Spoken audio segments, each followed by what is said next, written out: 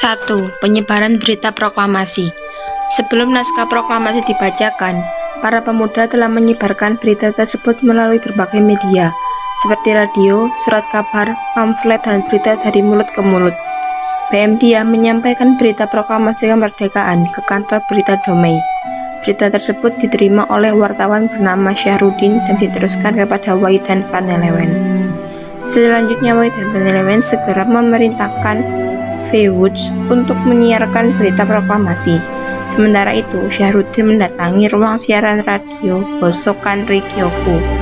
Berita proklamasi kemudian disiarkan oleh M. Jusufronodipuro, Bahtiar Lubis, dan Suprapto. Penyebaran berita proklamasi ternyata diketahui tentara Jepang. Tentara Jepang kemudian memerintahkan agar siaran dihentikan, tapi Waidan Panelewen tetap memerintahkan F. Woods untuk menyiarkannya. Siaran ini kemudian diulangi setengah jam sekali. Akhirnya, pada tanggal 20 Agustus 1945, kantor berita Domei disegel oleh tentara Jepang. Setelah kantor berita Domei disegel, beberapa teknisi radio yaitu Sukarman, Sutamto, Susila Harja, dan Suhandar membuat pemancar radio baru. Alat-alat tersebut dibawa ke rumah Waidan Panelewen. Waidan Panelewen kemudian membuat pemancar radio baru di Menteng 31 dengan kode panggilan DJKI. Penyiaran berita proklamasi menimbulkan dampak tidak terduga. Dampak penyiaran berita proklamasi kemerdekaan sebagai berikut. A. Pimpinan tentara Jepang di Jawa menyatakan bahwa berita proklamasi kemerdekaan merupakan kebohongan dan kekeliruan. Akhirnya pemancar radio tersebut disegel. B. Pemerintah Jepang memanggil Soekarno dan Muhammad Hatta untuk mempertanggungjawabkan tindakannya. Bahkan Jepang memerintahkan agar kedua tokoh tersebut membatalkan proklamasi yang sudah dibacakan. C.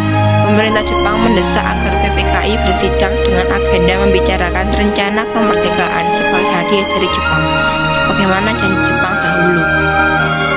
Usaha Jepang menghalangi penyebaran berita proklamasi kemerdekaan akhirnya sia-sia. Rakyat Indonesia pun segera mengetahui bahwa tanggal 17 Agustus 1945 merupakan hari kemerdekaan bangsa Indonesia. 2. Pembentukan alat kelengkapan negara.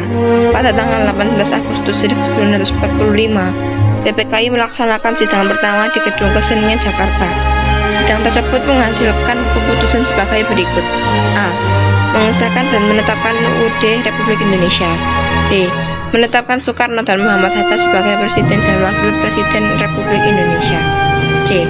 Dalam masa peralihan, Presiden akan dibantu oleh sebuah komite nasional. Pada tanggal 19 Agustus 1945, PPKI melanjutkan sidang dan menghasilkan beberapa keputusan berikut. A. Indonesia dibagi menjadi 8 provinsi yang masing-masing dikepalai oleh seorang gubernur. 1. Jawa Barat, Sutarjo Kerto Hadikusumo. 2. Jawa Tengah, R. Panji Suroso. 3. Jawa Timur, R. M. Suryo. 4. Sumatera, Teku Muhammad Hasan. 5. Borneo Kalimantan, Pangeran Muhammad Nur. 6. Sulawesi, Samratulangi. 7. Maluku, Jelatu Harhari. 8. Sunda Kecil, I Gusti Ketupuja. B. Setiap provinsi dibagi menjadi beberapa keresidenan yang dikepalai seorang residen. D. Pembentukan 12 departemen yang masing-masing dipimpin seorang menteri sebagai berikut. 1. Departemen Dalam Negeri dipimpin oleh R.A.A. Wiranata Kusuma.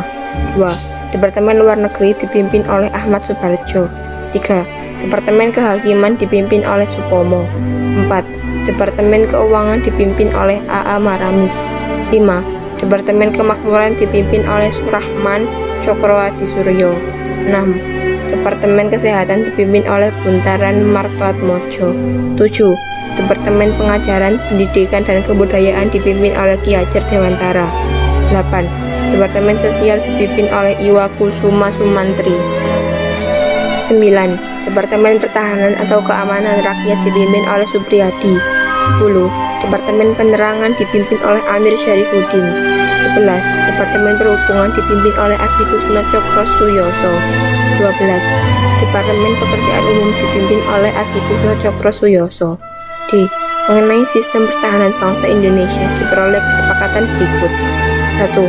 Pasukan peta di Jawa dan Bali serta Laskar Rakyat di Sumatera dibubarkan. 2. Universitas Prajurit Daiho dihentikan. 3. Tentara Kebangsaan Indonesia segera dibentuk oleh Presiden.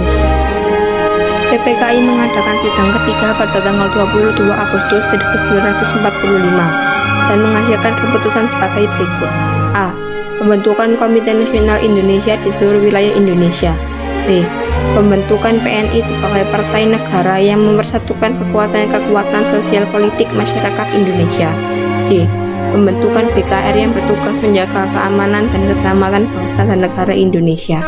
Pada tanggal 5 Oktober 1945 berubah menjadi TKR.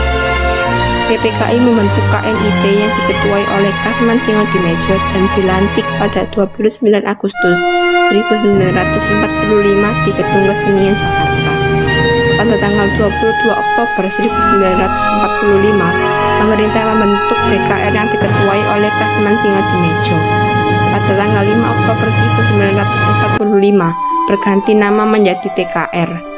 Pada 29 November 1945, membentuk Kepolisian Negara.